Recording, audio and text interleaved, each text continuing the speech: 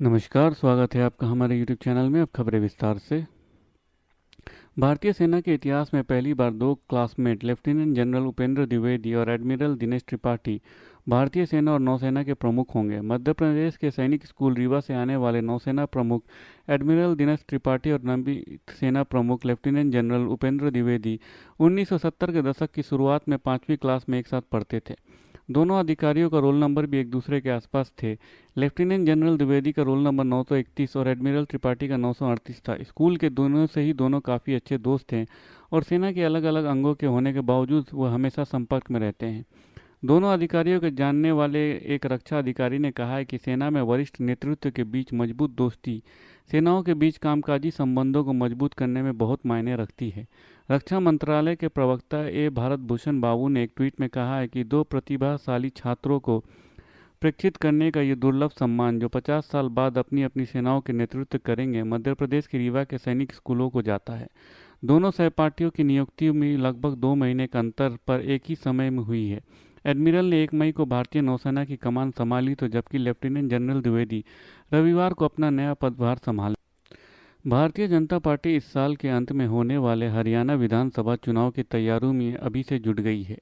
इस कड़ी में केंद्रीय गृह मंत्री अमित शाह ने शनिवार को कहा है कि हरियाणा में आगामी विधानसभा चुनाव में भारतीय जनता पार्टी मुख्यमंत्री नायाब सिंह सैनी के नेतृत्व में अकेली लड़ेगी। इसके साथ ही उन्होंने दावा किया है कि पार्टी लगातार तीसरी बार पूर्ण बहुमत के साथ हरियाणा की सत्ता को फिर से हासिल करेगी। पार्टी की ओर से जारी एक बयान में अमित शाह ने कहा है कि भाजपा अगला विधानसभा चुनाव सैनी के नेतृत्व में लड़ेगी और वही अगले मुख्यमंत्री भी होंगे। हरियाणा में इस साल के अंत में होने वाले विधानसभा चुनाव की रणनीति पर चर्चा के लिए भारतीय जनता पार्टी की विस्तारित प्रदेश कार्यकारिणी की बैठक में नेताओं ने और कार्यकर्ताओं को संबोधित करते हुए अमित शाह ने कहा है कि उन्हें इस बात पर कोई संदेह नहीं होना चाहिए कि भाजपा राज्य में होने वाले चुनाव के लिए किसी भी पार्टी के साथ गठबंधन नहीं करेगी। सूत्रों का कहना है कि हरियाणा में अक्टूबर में विधानसभा चुनाव कराए जा सकते हैं। भाजपा के सूत्रों ने बताया कि बैठक में शाह ने कहा है कि पार्टी में किसी बैसाखी की ज़रूरत नहीं है। हालांकि मीडिया को इस बैठक को कवर करने की अनुमति नहीं दी गई थी। सूत्रों के अनुसार बैठक में अमित शाह ने कार्यकर्ताओं से कहा है कि प्रधानमंत्री नरेंद्र मोदी के मार्गदर्शन और मुख्यमंत्री नायाब सिंह सैनी के नेतृत्व में भाजपा हरियाणा में तीसरी बार पूर्ण बहुमत के साथ सरकार बनाएगी। दिल्ली के राउज एवेन्यू कोर्ट ने शराब नीति से जुड़े भ्रष्टाचार के मामले में सीबीआई की मांग पर मुख्यमंत्री अरविंद केजरीवाल को 14 दिन की न्यायिक हिरासत में भेज दिया। सुनवाई के दौरान सीबीआई ने केजरीवाल को 14 दिन न्यायिक हिरासत की मांग की थी, जिसे कोर्ट ने स्वीकार कर लिया। केजरीवाल को 12 जुलाई के दोपहर 2 बजे वीडियो कॉन्फ्रेंस के माध्यम से कोर्ट में पेश किया जाएगा। केजरीवाल की 3 दिन की हिरासत अवधि समाप्त होने के बाद शनिवार को सीबीआई ने कोर्ट में पेश किया। विशेष न्यायाधीश सुनैना शर्मा ने केजरीवाल को जेल भेजने की मांग करने वाली याचिका पर पहले फैसला सुरक्षित रखा और बाद में 14 दिन की न्यायिक हिरासत का आदेश सुनाया। कोर्ट में सुनवाई के दौरान सीबीआई की रिमांड की मांग का विरोध करते हुए केजरीवाल के वकील ने जांच से संबंधित एकत्र की गई सामग्री को रिकॉर्ड पर रखने के लिए दायर आवेदन के आधार पर सीबीआई को निर्देश देने की मांग की।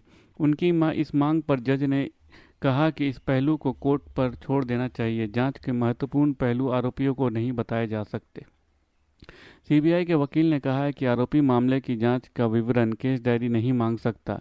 इस पर जज ने सीबीआई को से कहा है कि मैं आयोग से केस डायरी के प्रासंगिक पन्नों की चिन्हित करने के लिए कहूँगा। केजरीवाल के वकील ने कहा है कि ईडी की जुडिशियल कस्टडी दी गई है। इसी तरह मेडिकल निर्देशों की सीबीआई में दोहराया जाना चाहिए। सीबीआई के वकील ने कहा है कि हमें इससे कोई आपत्ति नहीं है। इन सब पर कोर्ट ने कहा है कि इसी तरह की इजाज़त पहले ही दी जा चुकी है।